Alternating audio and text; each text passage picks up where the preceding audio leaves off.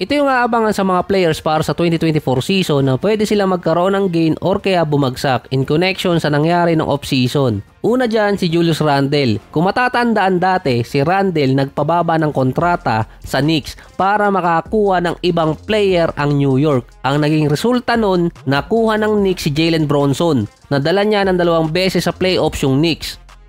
Inopera ng New York si Bronson ng contract extension. Ginaya niya si Julius Randle. Nagpababa. Nasa mahigit $113 million ang nabawa sa kontrata ni Bronson na malaki pa rin naman na nakuha niya, $156 million. Ang sinabi ni Skip Bayless, magsisisi si Bronson sa ginawa niya na nagpababa ng kontrata dahil hindi na maibabalik yun. Ginawa ni Bronson yun para ma-retain si OG Anunoby, Josh Hart at Donte DiVincenzo. Nakasama pa nila si Mikal Bridges na pipirma na rin ng extension. So anong kinalaman ni Randle doon? Dahil pumirma si Randle noong 2022 ng $117 million, 27 to $30 million per year. Nagkaroon siya ng pay cut, nakita ng Knicks na si Jalen Bronson at ang kanyang Villanova teammates kayang bitbitin ng Knicks sa playoffs. Nakaabang kasi kay Randle yung $181 million na extension. So inaasahang hindi bibigyan ng Knicks ng contract extension si Randle. In short, hindi niya na mababawi yung kontratang binawa sa kanya. Expected pa siyang ite-trade ng Knicks. Nagka-problema pa ang team owner ng Knicks kontra sa NBA. Ibang episode na yon. Naging issue pa nung nakaraan na walang binebentang jersey ni Randle sa store ng Knicks. Samantalang yung mga kasama niya, tad-tad, na nakapost dun sa store. Nagpost na lang din si Randle na natatawa siya. Katulad kasi na nangyari kay Porzingis nung matrade siya paalis ng Dallas, yung nangyayari ngayon kay Randle.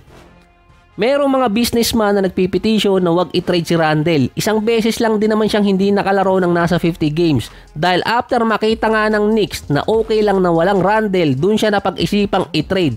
Pinagmulang kasi nindon ay pay cut. Madali siyang maiti-trade ngayon. Ganon din ang possible na mangyari kay Bronson kung sakali. Si Randle pa nag-average ng 22 points, almost 10 rebounds at 4 assists per game sa Knicks. Naging 2-time All-Star pa siya. Ito pa yung isang reason kung bakit parang binabaliwala ng Knicks si Randle at possible siya pa yung ma-trade. Sinabi na rin to dati ni Josh Hart nung ma-trade siya mula Portland papuntang Knicks na baka magkalat lang siya sa New York. Pero dahil sa chemistry nila ni Bronson, naging okay naman. Dumating pa si Donte DiVincenzo at ngayon naman nasa kanila si Mikal Bridges. Parang na-out ka si Randle na possible maka-apekto sa chemistry ng Villanova Knicks.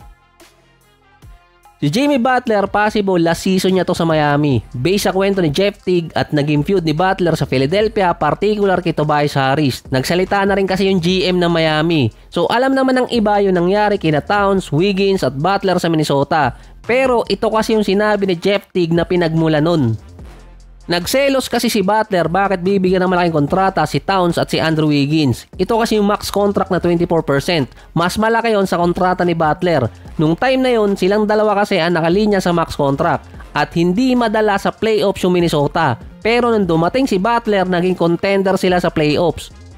Ang desire ni Butler, ma-operan agad siya ng kontrata pero hindi ibinibigay sa kanya. Nangako pa noon si Coach Tom Thibodeau at ang management na aalagaan siya financially. Sa dahilan na hindi pa siya nakalinya noon at nabigyan na ng malaking kontrata si Wiggins at Towns, mahihirapan siya.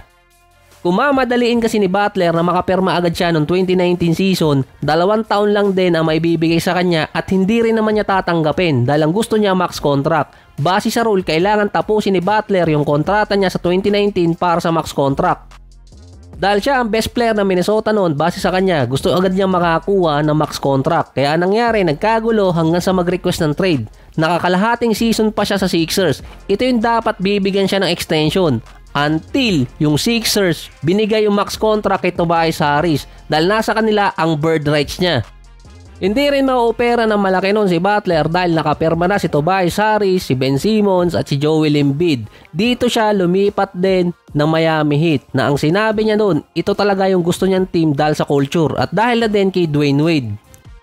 Yung 2018-19 season na si Butler nag-request ng trade paalis ng Minnesota, alam niya na kasing hindi siya mabibigyan ng max contract nun. Kaya nga sinasabi niya bayaran siya. Dahil dalawa na ang naka-max contract na player sa Minnesota at malaking kontrata na rin. Pwede kasing bigyan pa rin naman si Butler kaso hindi kakayanin noon ng Minnesota. Sinabi na rin kasi ng agent ni Butler nung mag-decline siya ng player option sa Sixers, ang pagtatalunan na lang kasi kung sinong team ang makakapagbigay ng max contract kay Butler. Nang lumalabas kasi doon, yung Miami lang kasi ang makakapagbigay ng max contract kay Jimmy Butler noong mga panahon na off-season ng 2019 dahil sila yung walang star player nun. Ang reason kung bakit umalis or na-trade si Butler mula Bulls papuntang Minnesota, sinasabi kasi doon dahil sa mga controversy. Pero yung 2017 off-season na napunta nga si Butler sa Minnesota, yun din ang taon na inimplement ang Supermax deal. Ang 2017, ang taon din na tinrade si DeMarcus Cousins papunta New Orleans dahil ayaw siyang bigyan ng Supermax contract ng Sacramento. May 4 na player doon na nabigyan agad ng Supermax, si Steph, Damian Lillard, John Wall at Russell Westbrook. Si Butler dapat yung pang-5 doon dahil 2017 pa lang qualified na siya dahil magkakaroon siya ng $220 million, hindi kinaya ng Bulls. Mula Minnesota papuntang Philadelphia, ngayon naman Miami na ang intensyon ni Butler makakuha ng max contract na ayaw nang ibigay ni Pat Riley. Ang sinabi kasi ng GM ng Miami, may internal discussion at challenge si Pat Riley na kailangang masunod ni Butler bago siya bigyan ng kontrata or max contract. Ang isa sa mga challenge na yon, sinabi na rin ni Pat Riley, maging available sa game.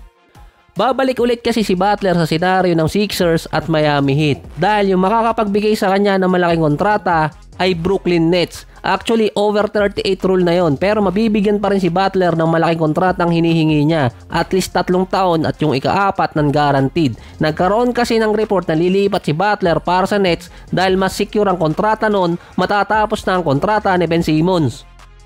Isa pa doon, gipit na ang Miami sa kanilang cap room kung hindi sila magbabawas ng player katulad ni Duncan Robinson or kaya si Terry Rozier. Si Ja Morant, sinabing naniniwala siyang mananalo ng championship next season ng Memphis. Anak talaga to ni Tina. Sa West nga hindi pa sigurado. Ginatungan pa ni Richard Jefferson si Ja Morant na magiging comeback player of the year next season na ang Memphis ang OKC Thunder sa nakaraan 2 season. Nang mawala kasi si Morant sa Memphis dahil sa injury, kasama rin yung ibang mga players na wala sila sa contention para sa playoffs. Pumalit doon OKC Thunder. Pero totoo naman kasi yung sinabi ni Jefferson, mula nang dumating si Ja Morant sa Memphis, imbes na magtagal ang kanilang rebuilding process, naging mabilis. Nakadepende rin kay Morant ang success ng team. Kasama pa rin si Jaren Jackson Jr. at Desmond Bane. Andun pa si Marcus Smart. Malaking part din ng success ng Memphis yung kanilang sentro. Ngayon naman papalitan nyo ni Zach Edey. Nagagawa pa rin ni Morant na manalo kahit walang sentro last season lalo na si Steven Adams. Si Zach Edey mas bata at hindi pa alam kung paano siya maisasama kay Ja Morant. Pero in long term, mas maganda yon para sa Memphis. Kahit merong mga issue si Ja Morant, isa pa rin siya sa mga best player sa NBA na nagpabago ng franchise ng isang team mula nang dumating siya. Bago yung lineup na gagamitin ng Memphis pero yung core player andun pa rin. Katulad ng ibang mga teams, umiikli din yung contention dahil na din sa mga contract.